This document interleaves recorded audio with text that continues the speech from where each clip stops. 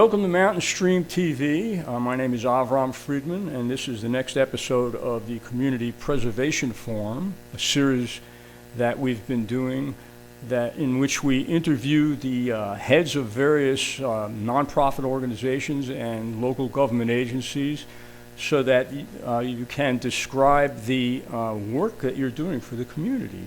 And this morning we have Lisa Kelly, who's the Executive Director of the Western North Carolina From the Ground Up, WNC From the Ground Up. Hi. Hi, Lisa. Thanks a lot for coming Thank this you. morning. And this is used to be known as WNC Farm to the Table, Yes. correct? Yeah. I'd like to start out, Lisa, by asking you to give us a little background information about yourself, a little about your history, working on community projects, and how you came to Western North Carolina and got to this point. Well, actually, in 2016, my family and I accidentally moved up here. We had been living on the Gulf Coast of Florida for 10 years, and it just got to the point where it was time we had thought to move back home to Georgia, and we had headed there, and nothing was really working out. And so friends of ours that we had known on the Gulf Coast who lived in Whittier said, they're like, don't go in the Gulf, and I said, I'm not. I'm in a hotel room in Athens, Georgia. And she goes, well, come up here while you figure it out.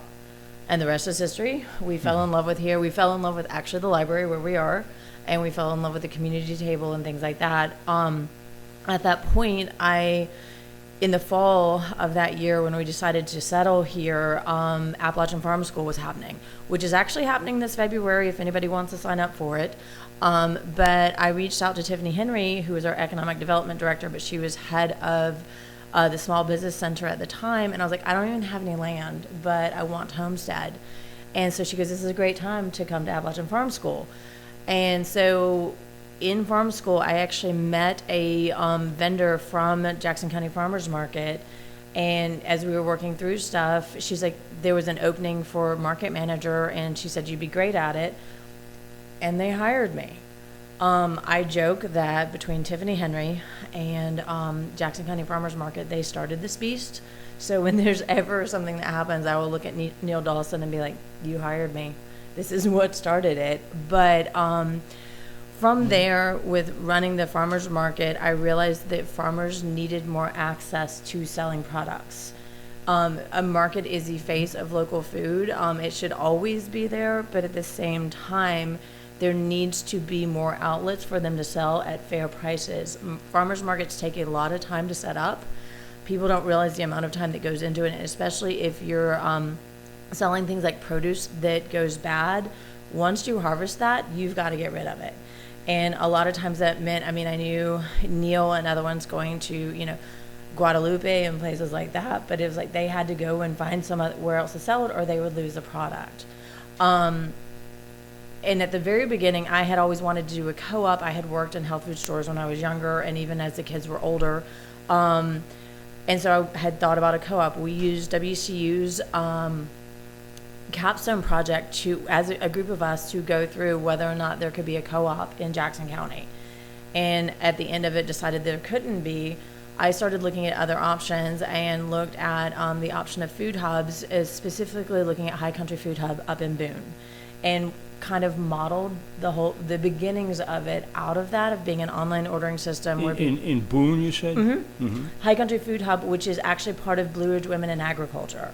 And what it is, Blue Ridge Women in Agriculture is a nonprofit, and High Country Food Hub is a project under it, which is basically how WNC From the Ground Up and WNC Farm to Table are set up now.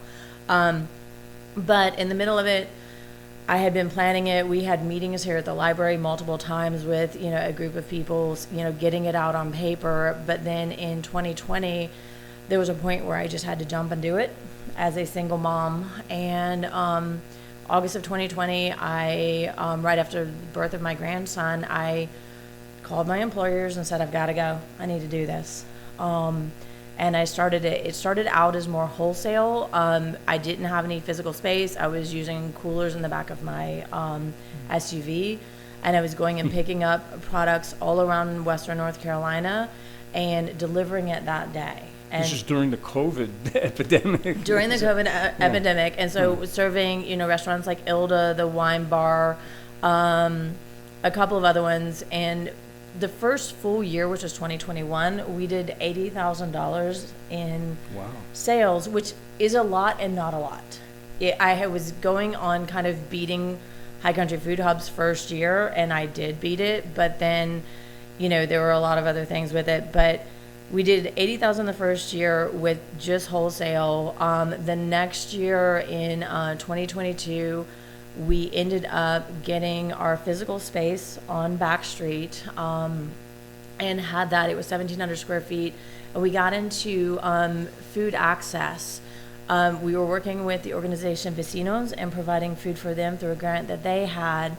From there, worked into a program called Farm Share, which we did get connected to that with Empowering Mountain Food Systems. Laura Loeffler was very helpful with that. And, we started working with Farm Share, which was federal money that came down through the state. And then the state gave it to Carolina Farm Stewardship to implement this with food hubs around the state. What's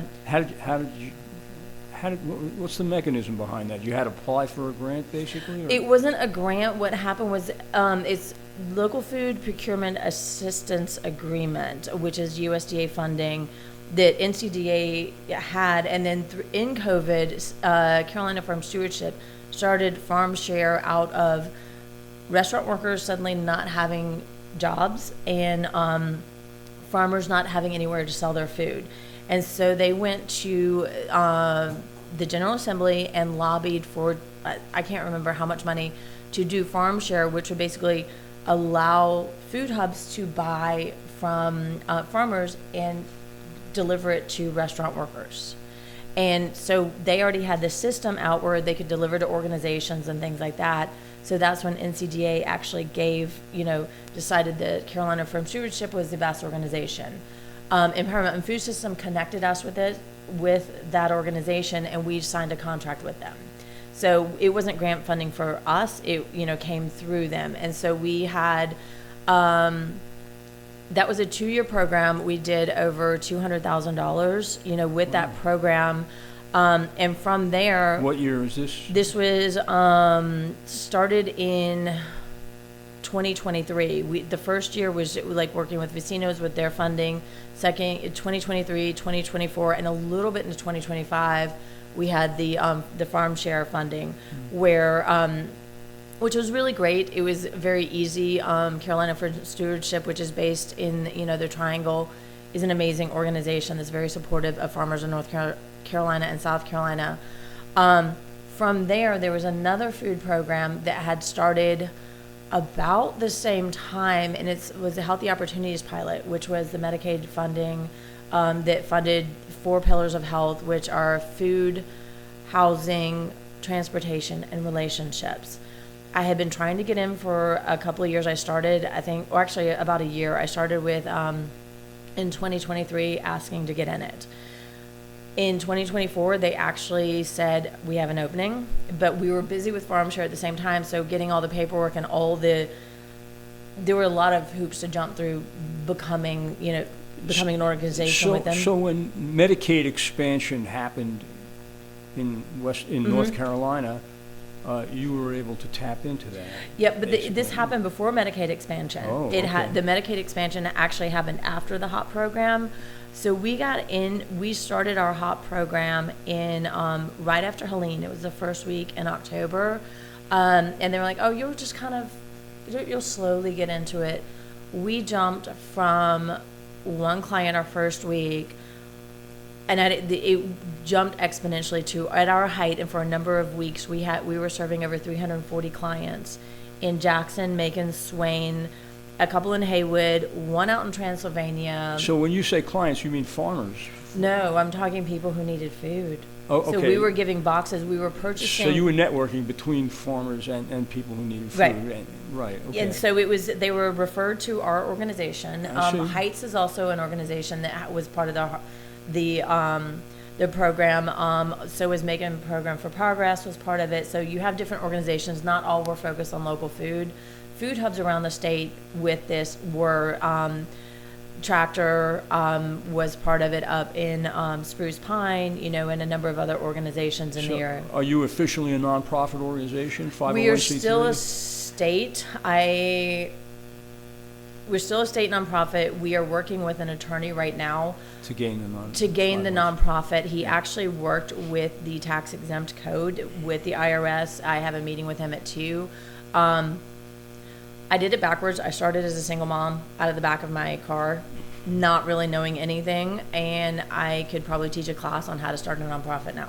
Are there other staff members? Yes, we have 8 other staff members. 8? Wow. Yeah. So, and we've had to, and I have kept them. So with HOP, it was me for a long time, and in 2024 we expanded, and it was just 1 or 2 of us. And then last year, because between January of last year and June 30th, we did $1.2 million in funds flowing through. $718,000 of that was through the Healthy Opportunities Pilot.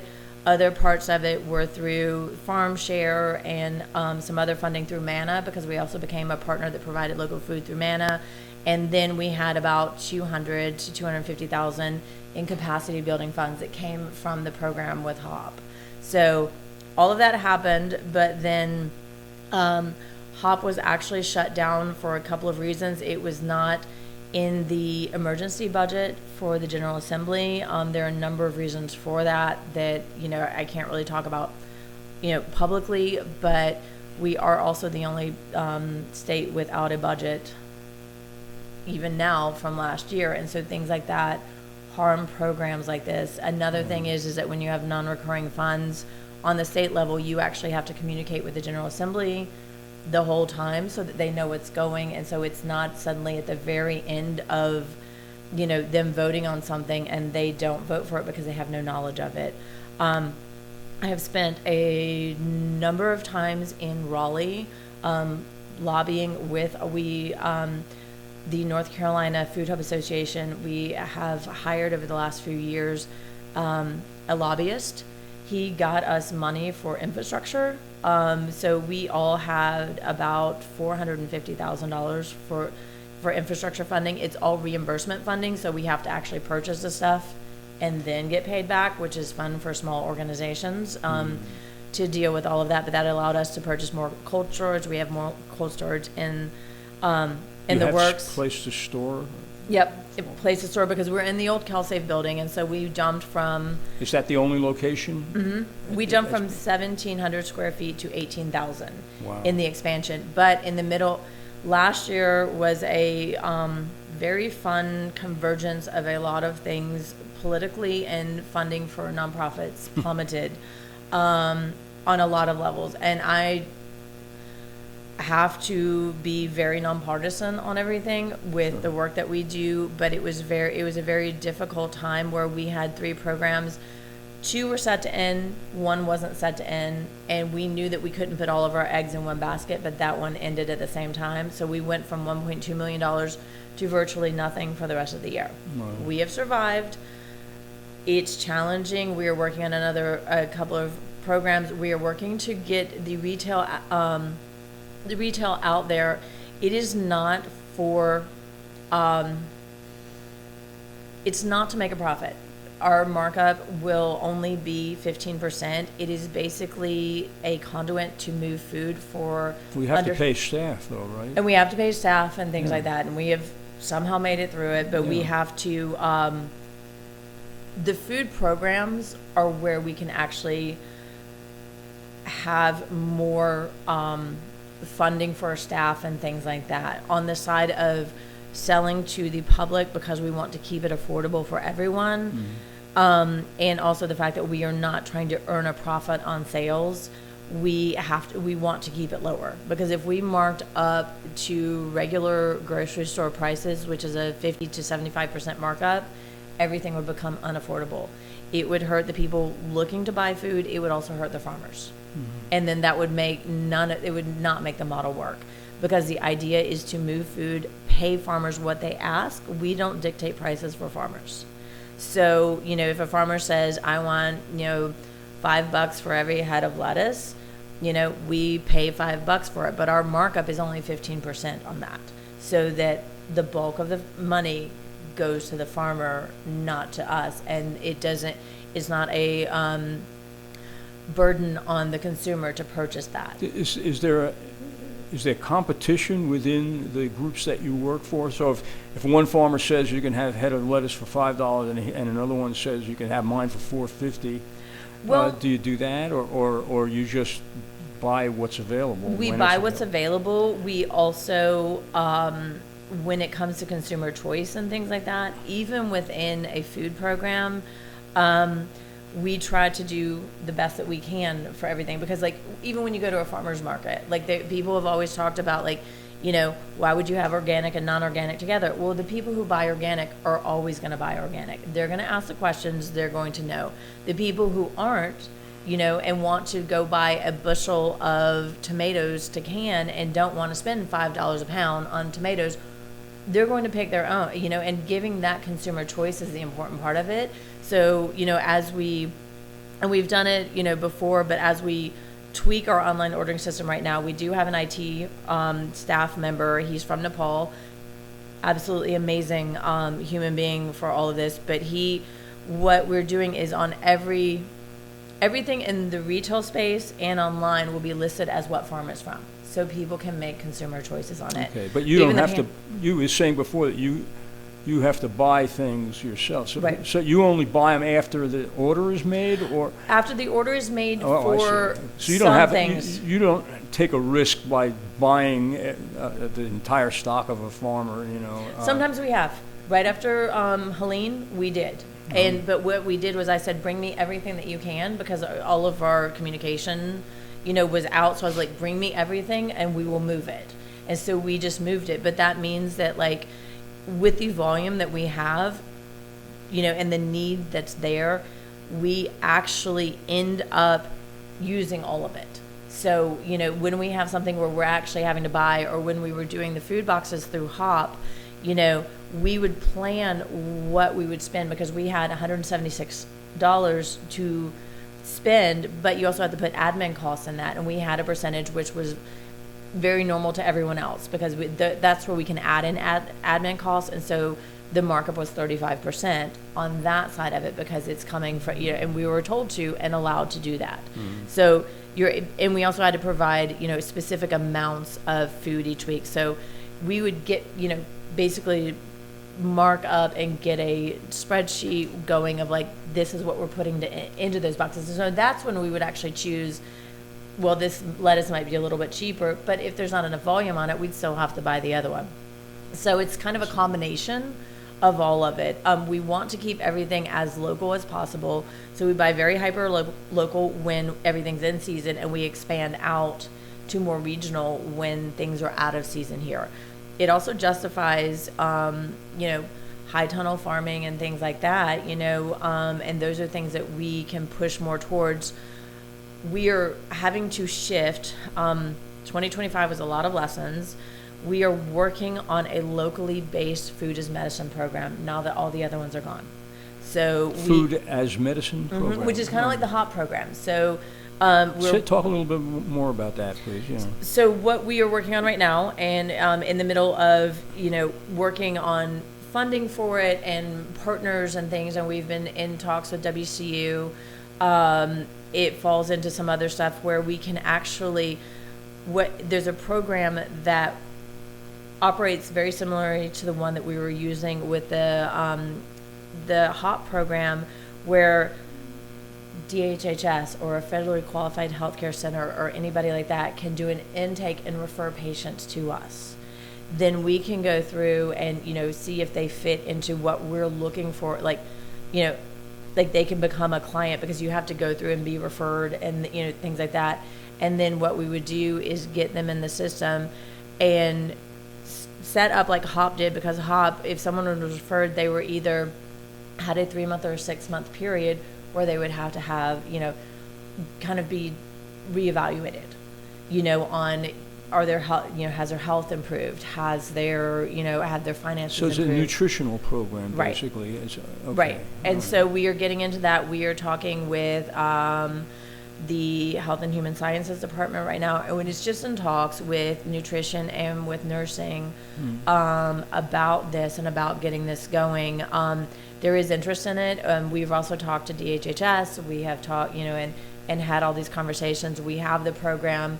It's a program that is actually used by Blue Cross Blue Shield Foundation and other ones across the state and even across the country. So this is a nutritional educational program, basically? Yeah, I mean, it's that basically teaches people what a healthy diet is? basically what a healthy diet, or allowing for a healthy diet. When we can put together how we do it on whether or not we have cooked food at the beginning, and then and we didn't do this with hot, but with this one you have the option of having medically tailored already cooked meals and then going into food afterwards, but it would deal with diabetes, heart and kidney problems, which is a lot of the population of having problems like that, and being able to go, these are foods they can eat, these they can't eat. We can provide a lot of that locally and regionally that we don't think that we can get dairy, we can get Sorry. Oh, you're fine.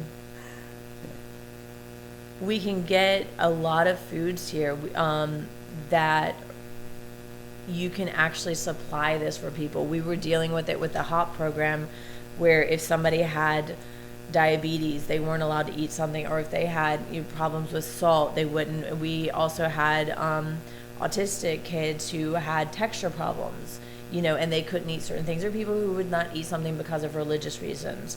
And so we would already tailor those boxes to what people needed. But we were delivering to 250 households a week at one point throughout Western North Carolina.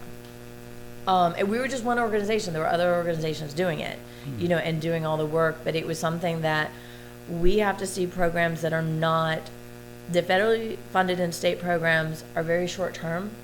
And it feels like a social experiment. When you increase farmers' capacity and you expect them to start growing stuff, and then you have a cliff that everything falls off of, it hurts everybody.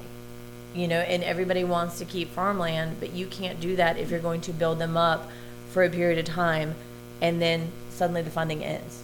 And then they go, oh, look, we did a great program, and it's so successful. But what happens to the people who were using the, who needed the food and were receiving it, and what happens to the farmers?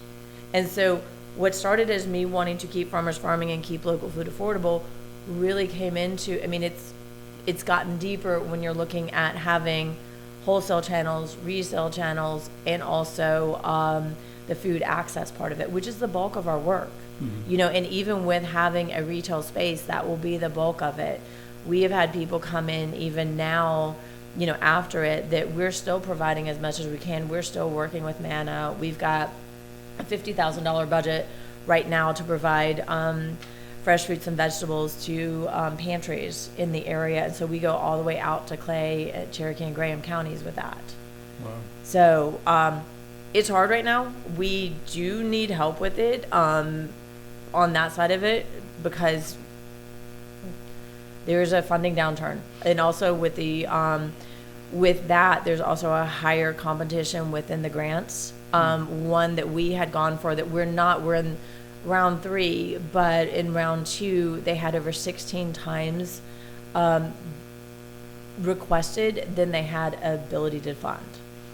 So do you have your own vehicles for the organization? Yes, we have 2 refrigerated trucks. 2 refrigerated trucks? Yep. Wow.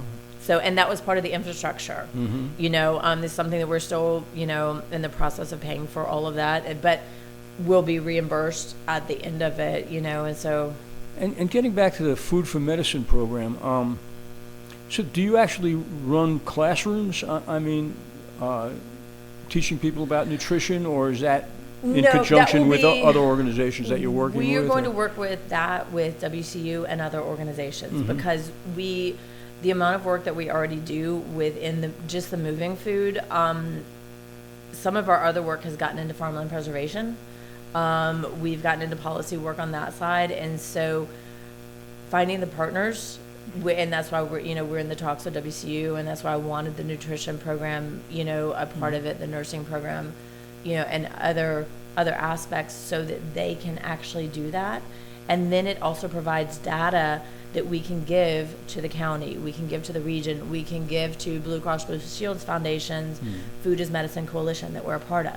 And we can provide this, information, because the more data that we give on that side, without having to give like direct personal, information to people, but the more we can go, this has helped this person. I mean, we have the personal stories, but, they Impact Health and, and the program they were using was collecting the other data.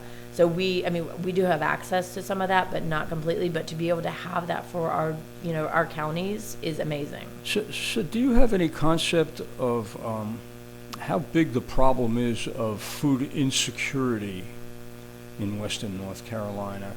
And are there populations of people that are experiencing food insecurity that aren't currently being served by your organization and other organizations that are doing this kind of work?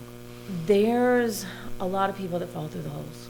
I mean, there's a lot of people that fall through the holes. Yeah. You have multiple organizations. Like we focus on farmers, and so ours is focused on local food. You have a lot of other ones who focus on all types of foods. Community Table was just at our office this morning, picking up stuff that we've actually, because of the budget cuts to Medicaid and because of this, when the government shutdown occurred with EBT and SNAP, like we have actually partnered with other organizations to provide storage space during this downtime. And so they came and actually picked up bread. We work with a number of churches, faith-based organizations, that everybody's trying to help, but it does not mean that we're never going to not miss people. Jackson County is very spread out. We have a great deal of Jackson County is a food desert. When you look at where our grocery stores and everything, it's a narrow corridor. It's very narrow, and so there's a lot of space that you can't get to where you have to deliver. Without being able to deliver food, that, especially for people who are homebound, a lot of our clients with HOP, there was one man who is in Macon County who had a stroke and is in a wheelchair. He couldn't get out to a lot of places. There was another family, also Macon, that they were out in the middle of nowhere and it was hard to find them, but they didn't have a car. People would come and pick them up. And so having the access There's where more people than we realize that are in that situation. and there are studies on it. I know that I could pull up the studies for it, but honestly, we've spent so much time living it and having the stories come to us that the data is there. They actually did a huge study within the last year. We chose not to be a part of it for a number of reasons, but that actually looked at the food access with it and how food hubs are helping with it last year. It's interesting. I used to be a plumber, and I learned over the years that there are, we're all used to living in this very populated area of Jackson County, for instance, but just outside that area, there are people living on the back roads who don't have running water in their homes, don't have electricity in their homes. They're living a very primitive lifestyle there, off the radar. And, it's much more widespread than I realized until I learned about it, and I think that still exists. It does. And these programs miss them a lot, which is unfortunate because for something like that, you have to be on Medicaid, or you have to be in an insurance program, or you have to be in something. And so with like the farm share work that we're doing, and I actually go to Washington, D.C. at the beginning of next month to advocate for LFP money to be permanently put into the Farm Bill. We are one of 3 organizations in the U.S. that will be highlighted, and so we are heading up there to Capitol Hill to advocate for it. And it's important because like I said, we need permanent funding for things like this, because something like Farm Share, we can get out to churches, we can get out to cornbread and roses. We can get out to places that reach places that we don't, And so the thing is providing a network and in partnerships is very important to be able to do it. Provide, somebody up on Caney Fork, or somebody in Little Canada can't do it. I mean, we were driving, some of our routes would take us into Transylvania, take us across over to Cashers, drop us down into South Carolina, and come back up to get to some of the homes that we were at. So, I mean, you're looking at some places that a lot of people couldn't drive. So even with drivers, we have to have four-wheel drive refrigerated trucks. It's not a regular refrigerated truck. Our current driver has a CDL license, and they also need to be able to deal with all types of personalities. Whatever you come across in our very diverse, world that we live in. You have to be able to deal with a lot. And so, and have the relationship with them. And we had over 600 clients in total. I literally just looked it up before we left because I was updating our website. So we did 340 at a time, but we had 606 total with the HOP program. That's 606 families. 40% of those clients were kids. Were what? Kids. Kids. Sorry, I cry about all of this. But about 25 to 30 were senior citizens, and then the rest of them were, families, whether it was a single parent family or a two parent family, and so you're looking at kids and the elderly. And it would be great because there were times when you'd have people that go, you know what, I don't need that anymore. I've gotten on my feet. I've actually gotten on my feet, and people think that people take advantage of systems like that. They take advantage of that. Every socioeconomic level takes advantage. There are individuals that do and there are individuals that don't.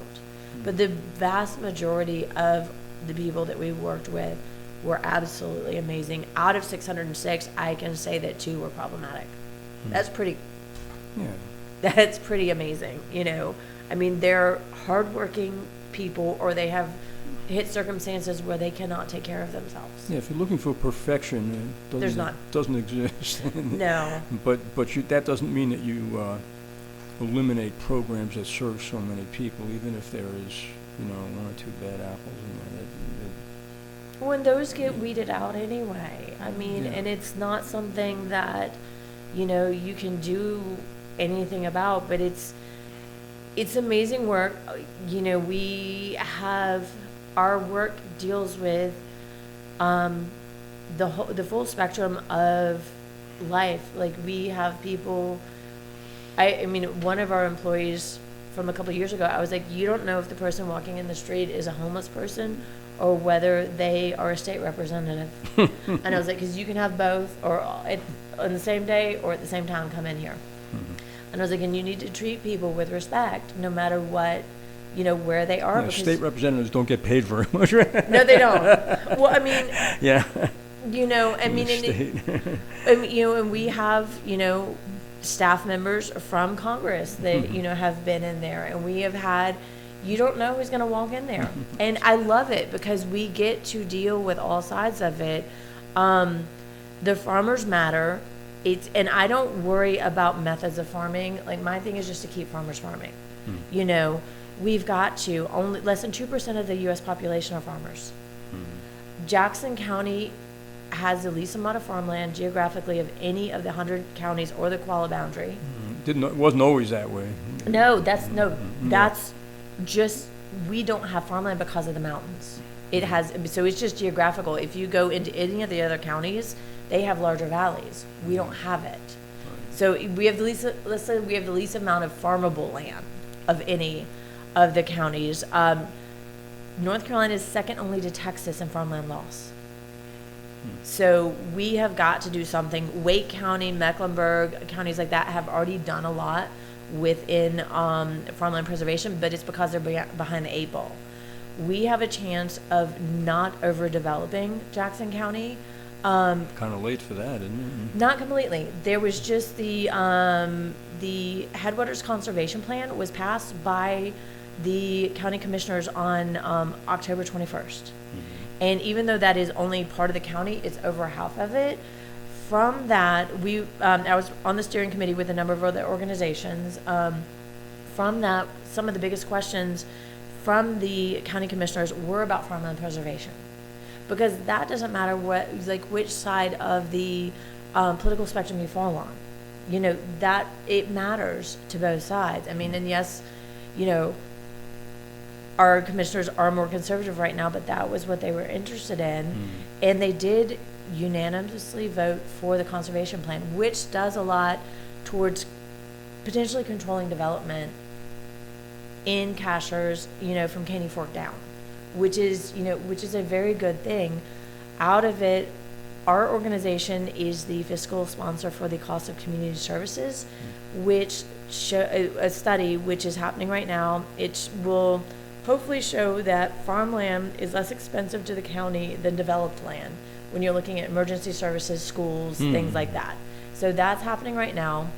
We also, I'm on the Ag Advisory Board for Jackson County, and in our duties for the Ag Advisory Board, developing a farmland protection plan is one of our duties. It's in our ordinances for the county, and it's vaguely in the state ordinances, but it is in our county ordinance. And so I am going either this month or next month.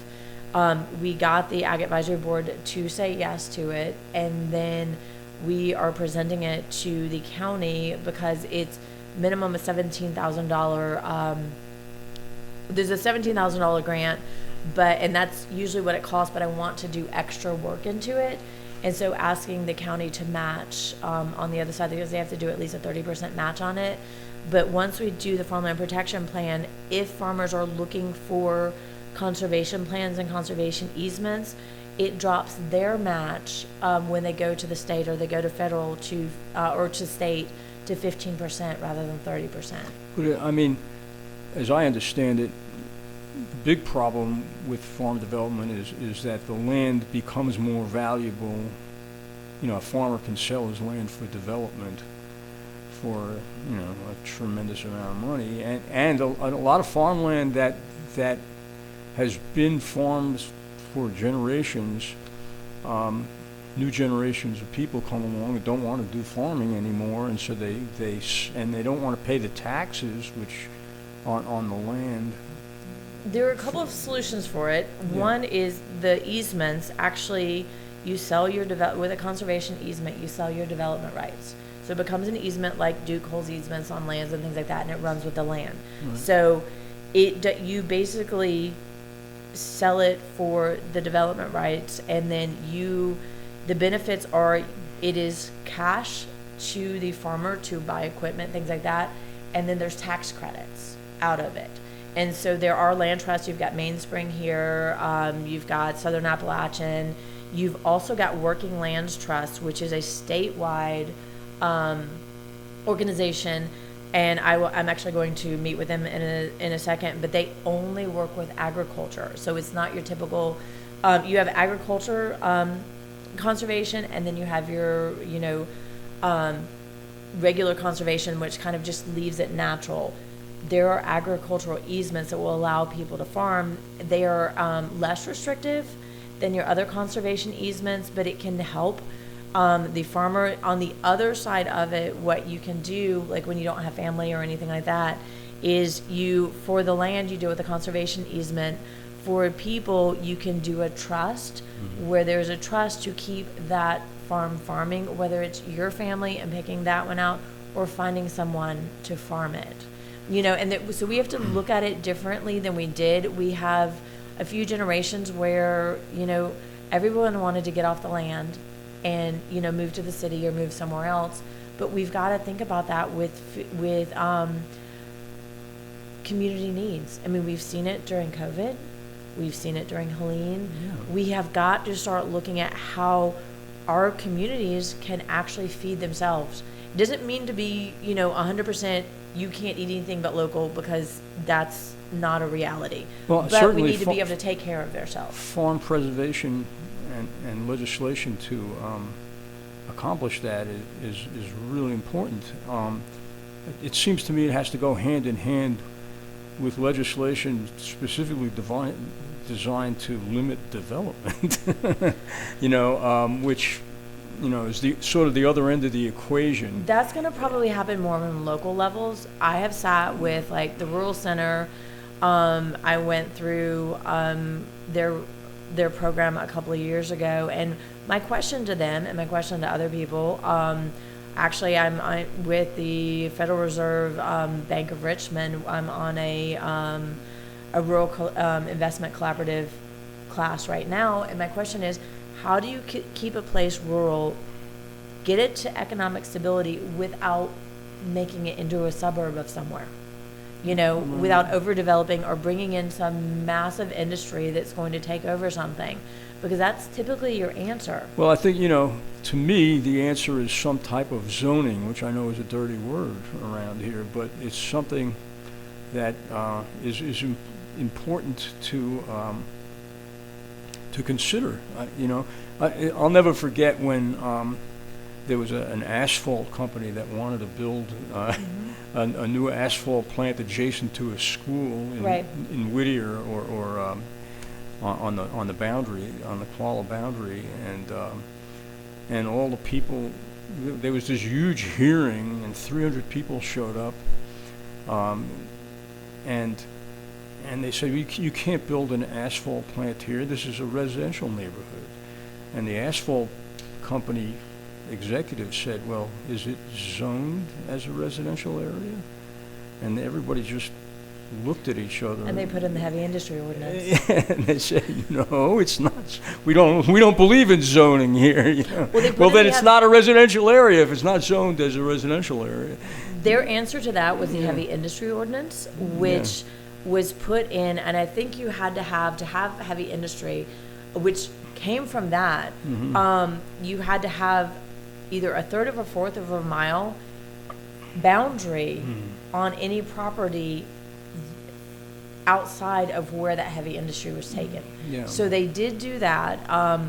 I only know about that because of the fact that right before COVID hit, we were sitting in an agritourism meeting and found out that you could not have any meat processing in Jackson County for commercial sale. So you could not process chickens, even according to NCDA standards, and sell them at a farmer's market. Nobody knew this. It was in the heavy industry ordinance. And so I worked with the county planner.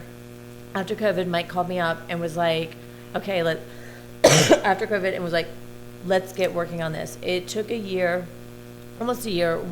I connected him with NC Choices, which is based out of NC State. A friend of mine is one of their specialists, and Mike did a lot of research on what would be allowable, because in that, and he created an addendum to the ordinance that allowed for small animal processing according to NCDA standards, because there are exemptions on chickens and things like that, and then small scale, large animal processing. There is none here now, but it allows for that where it did not allow.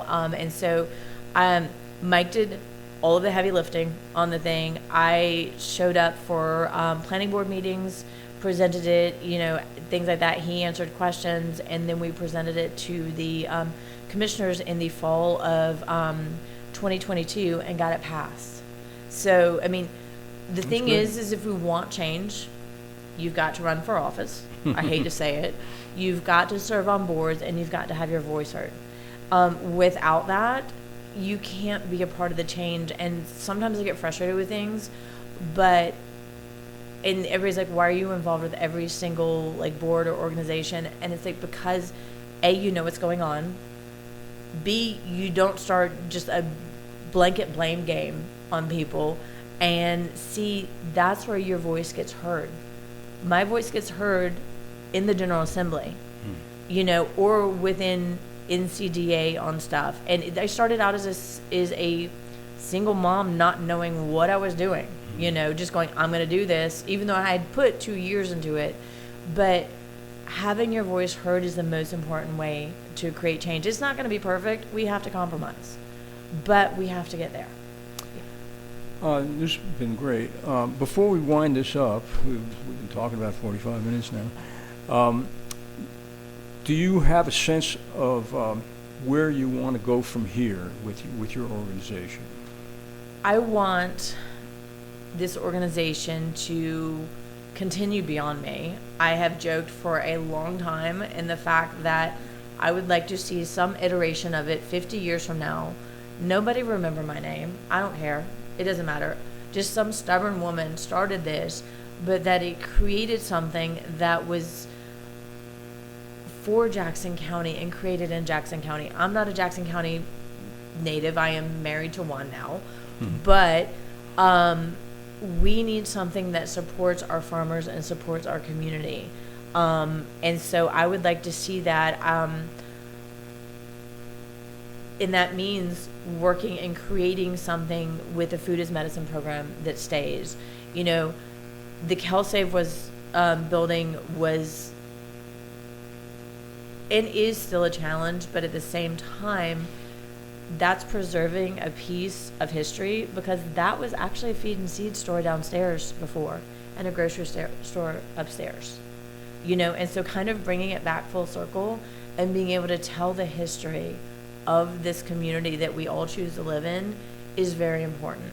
You know, and to be able to have, you know, to be able to support our farmers and to support our community in ways that, you know, that have a ripple effect. You know, I mean, we're all just one person. You know, we can't do everything, but we can create good. You can push some dominoes over. I'll need to push a lot over right now. This has been great. Well, thank you, Lisa. Thank you. And we'll put up your information on the video Okay. so that people can see how to contact you. Is that okay to Yep. do? Use that number. This number up Yeah. here? Okay, so the number is 828-307-3055 to contact WNC from the ground up. And Lisa Kelly, the executive director. Lisa, thanks again. Thank you. And you have a good week. You too. Okay. Bye.